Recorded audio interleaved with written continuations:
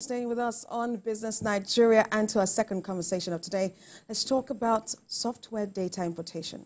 Now, when we talk about importation in Nigeria, the focus usually is on goods, services, and it is reported that Nigeria spends close to $1 billion on digital services and software subscriptions like Zoom, well, Skype also, Microsoft. Although this figure only represents what can be tracked, leaving out many unrecorded payments in the value chain. And Nigeria's heavy reliance on foreign software for businesses and this raises significant security concerns when it comes to safety. But in 2024, the projected revenue in the software market for Nigeria is expected to reach, wow, less than $1 billion, right? And is expected to grow at an annual rate of 11.21%, resulting in a market volume of more than $1 billion. That's $1.48 billion by 2029. Very interesting figures and an opportunity for Nigeria to rake in the money. Well, joining me on the show is the CEO and Managing Director of Suweba, Mr. Paul Okpara. It's good to have you join us. It's a very interesting conversation. Like, I'm always happy when I hear that there's an opportunity for Nigeria to make money, right? And I know that you wrote an article where you talked about this software data importation, right? How we can harness it. And you had highlighted some challenges, which is heavy reliance on foreign software, right? You also talked about significant security concerns, right, in this software data importation. And you talked about the currency fluctuations. But help us understand how this really affects us and how important it is for us to develop our own homegrown solutions. So I got into Nigeria like in February this year, first quarter, and I started to analyze some of the homegrown products. And I discovered that, so many people can quote me anyway. Nigerian has one of the best minds when it comes to building a software product, right? So then I begin to ask, what is the actual problem if we have people that are really competent and that can build a solution? Then I think we are going to go into that, which is more like a process issues. How do you build an application to make it competitive in the market in that sense? Then, but when it comes to the core of it, I mean, we have people, jackpot syndrome is another thing, but we do have people, and Nigerians have one of the brightest minds to do that. And I think about 2 years ago, I started to kind of track this trajectory. Because like you rightly read out, when people hear importation, they think of cassava, they think of like, goods, that kind of tangible something. Thank you, like pasta, we import toothpick, all this kind of stuff. But nobody really think about software license importation. I mean, license importation is like over $1 billion. Right? If you want to do Microsoft Word, yeah, definitely paying. They've not even captured. I mean, this is just like capturing the enterprise organizations. There are a bunch of people in Lagos and all these other states using Zoom that is not even captured. Using Canva. Now we're using Canva. We're using all of those apps Absolutely. on our phone. And to go pro, you have to pay for those. That is importation, right? That is importation. And I've had this discussion over with so many people. There's nothing wrong in leveraging on other people's technology. Absolutely nothing wrong. I mean, we have cases of India that they've done it. I mean, I used to say to people within my circle that there's no shame in copying and pasting when it comes to That's why it's something good. That's why it's something good, right? There's nothing. So we can, and we have countries that have actually mimicked this approach. Of course, it's not going to happen overnight. And we're experiencing something in Nigeria currently now, which is a curse with a blessing, right? And I can give you a very good example. Let's say you have a licensing agreement for all this. Let's throw in banks, right? Banks is pretty. Yes, they are doing all shaky. Bragg is showing us Shege Pro Max, right? so let's say you typically when you have to move into this core banking application, the major one is your Finacle and Flexkey, which is it's another different story when you talk about the implementation and all the challenges that are currently going, which is normal when you do an upgrade or when you're trying to move away to solve security, vulnerability, and challenges. Yeah, that's out of the road. The cost of implementation, it's between 3 to 4 million USD just for licensing, right? I mean, you can just fact check this. And then that does not include the training because you're going to train people that way. That's about maybe like 100 grand. I'm just being very conservative with all these figures. Then you now talk about the continuous support that you have to pay every year it's just like for upgrades. For upgrade you pay a lot. Then let's say you pay that let's pick a number, you pay $1 million for maintenance. 3 years ago, that wasn't probably a big issue. 4 years ago, that was probably not a big issue because 1 million USD will be about 300 million, if my maths is correct. I mean, going by the exchange rate, if you say 300 or 400 naira. But now, you have signed an agreement while you were paying 300 million. Now, 1 million USD is 1.7 billion. Yeah, right? I mean, based on the exchange rate, based on the current exchange rate. 1,600. Thank you. Let's say 1.5 billion, okay. Just to be safe, right? Just to be safe. Just to be safe. So before, majority of because I've been speaking to some of the people in banking, right? So largely you can argue it, but majority of their revenue is in naira, and you sign an agreement of like 1 million USD, which is about 300K. Now it's 1.6 billion. I know they've been taking like 5 naira here, 3 naira here. Yes, 27 naira, 10 naira, but 1 naira, 67 kobo. Well, how does it add up now, right? So, because now you're paying 300 million, now you're going to pay 1.6 or 1.5 if we take like, if we're conservative. That is a lot of money. It is a lot of money. And the original manufacturer the producer of this software, for them, dollar is still a dollar, right? Nothing else really. We are the one grappling with its challenges of naira. So, but now we now have 1.5 billion. So then I started to look at it like 2-3 years ago that eventually we're going to get to a point, if we are not already there, because I've been gathering around now that some banks are actually defaulting back to creating some kind of a local solutions if you allow me to go into that, I don't think we're going to end this segment in terms of the benefit that we can tell us really, because I think it's very important, right, that we as Nigerians know the kind of benefits that are inherent in creating homegrown solutions for the software data importation, because it's huge markets. Yeah, it's huge. So let's take the first readout, which is like was projected to be 1-something billion. That's 1-something trillion, right? If I'm not mistaken.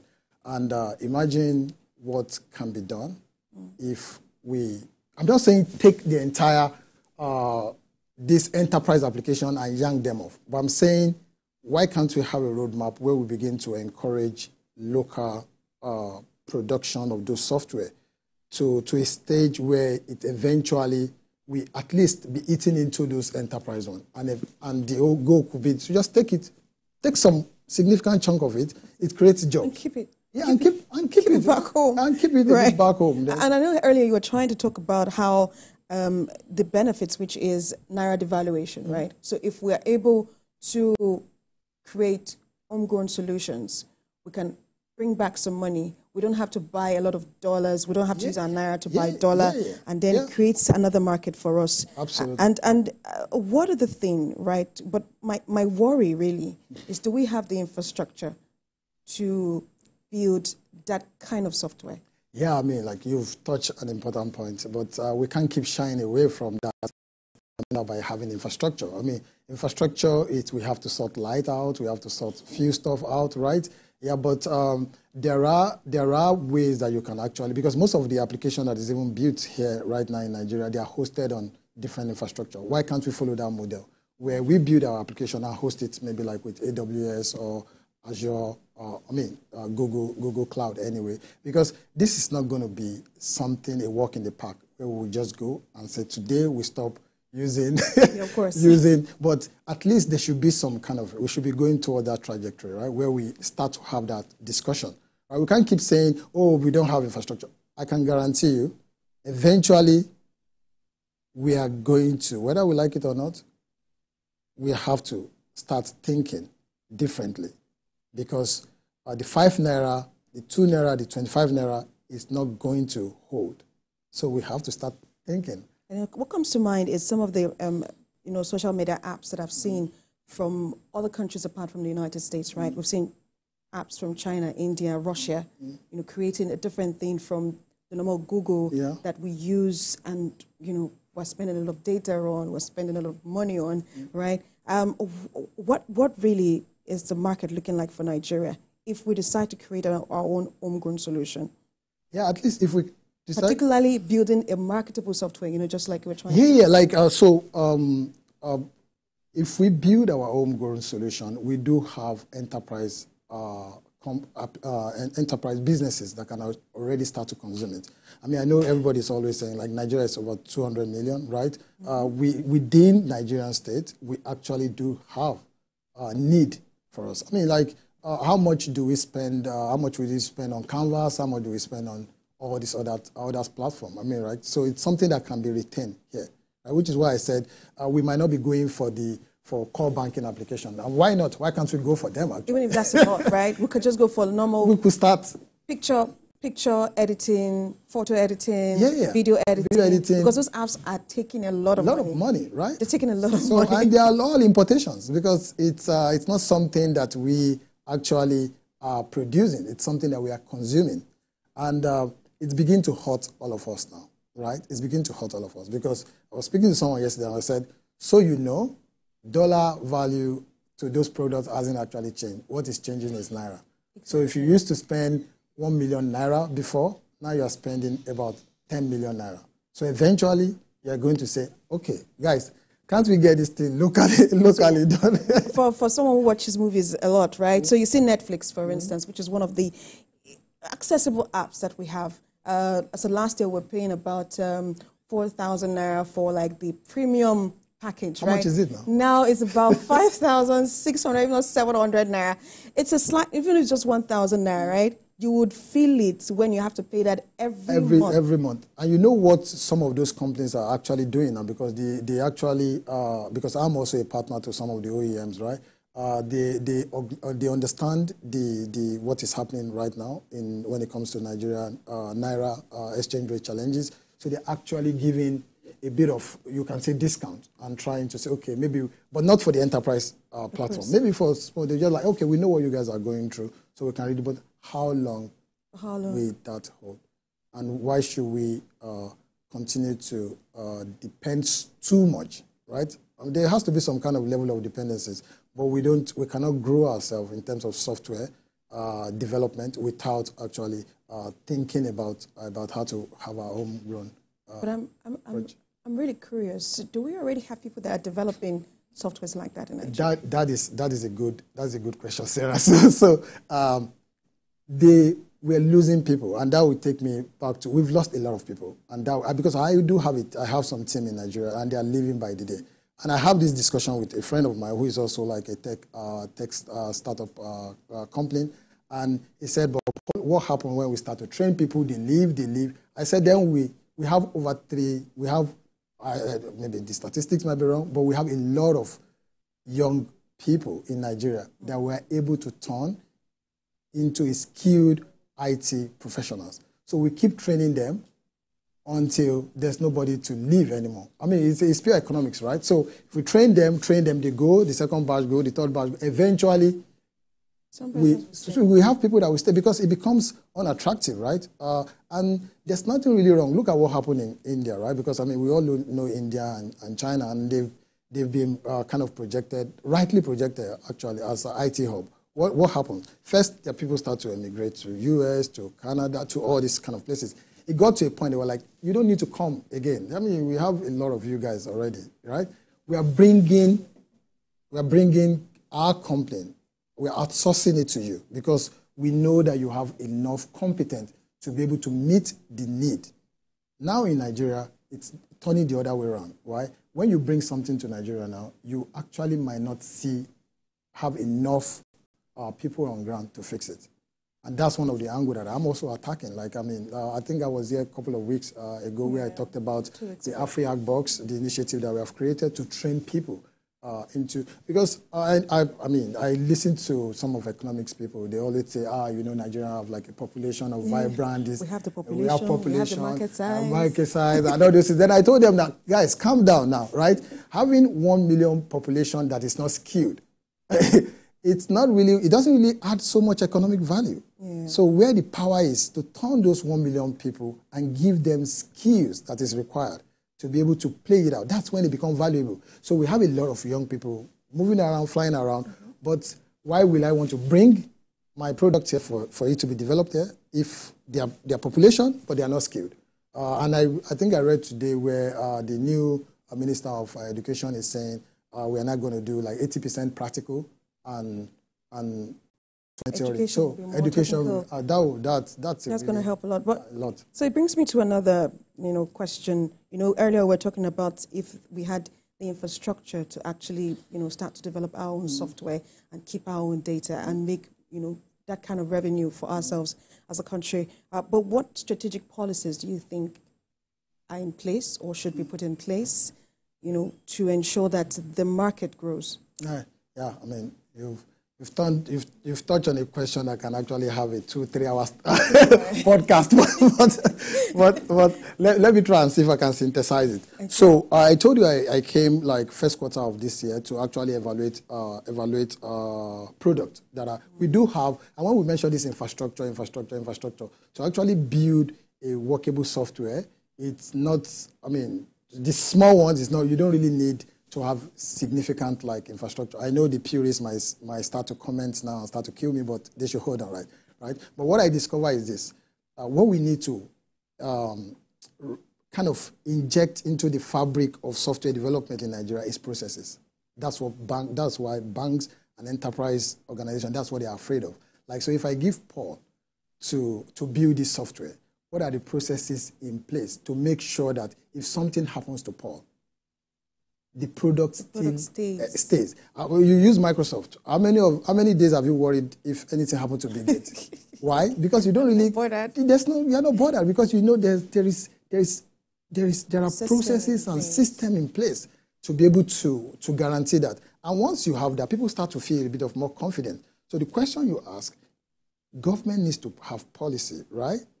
The organizations also needs to come together. There has to be coming together of both industry and government to be able to say, okay, how do we create a platform to make sure that we are able to help different software developers? And I'm not talking about only software developers, right? It just happens to be licensed. Building software, a lot of stuff come into it. There's infrastructure, there's cybersecurity, there's all bunch of different aspects of IT that comes, constellations that come into play. How can we not just be saying, oh, infrastructure has big stuff and just address little issues, like policies. What kind of laws can we put in place to ensure that we protect the data that we're getting?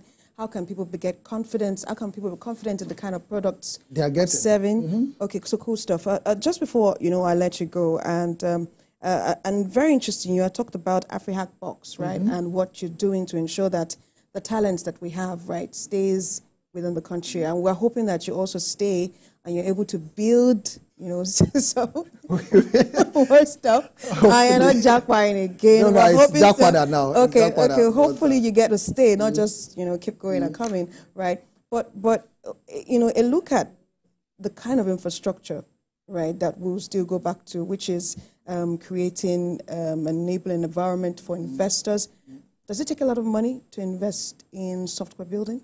Yeah, it can easily start to ramp up and take a lot of money. Because that will be a risk for a potential investor, knowing that, just like you said earlier, we do not have the capacity yet to take on a project like that in terms of human resources. So what kind of buffer, if you're going to be speaking with an investor, what would be your advice to that investor if he wants we have the population, we have the market size, right? We have the brains to actually take on projects like this. What would be your advice to an investor? So one of the things that we need to sort out, even that I also regard myself as an investor, although I'm giving back, right?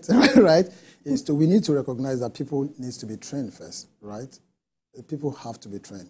And that's one of the things that might be scary. If you're going to start a business somewhere, one of the things you look for is this: is there any resource in place to meet my needs? What would be the incentives of coming to Nigeria? If I want to invest in Nigeria, software development, what would be the incentives? One of the incentives, they're always like Nigerians are very, I've managed a lot of different teams with different nationalities. And Nigerians write one of the most cleanest code.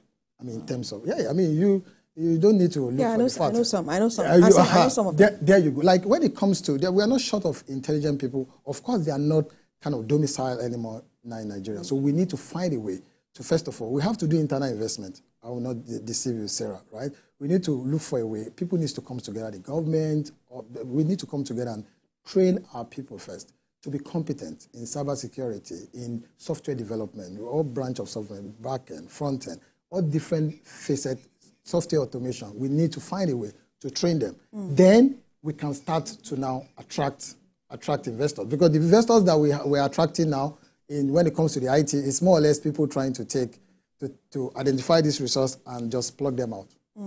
Identify and just plug. Yeah. Hopefully, as an investor, you're going to bring in your money. We want to see your money play in this big market. See you. I'm trying already. See you, MD Suebatu, Mr. Paul Okwara. Thank you so much for sharing your thoughts with us. Hopefully, I get into the market also to see how I can become a software developer. Yeah. I'll hook you up. Thank you so much, Sarah. It's really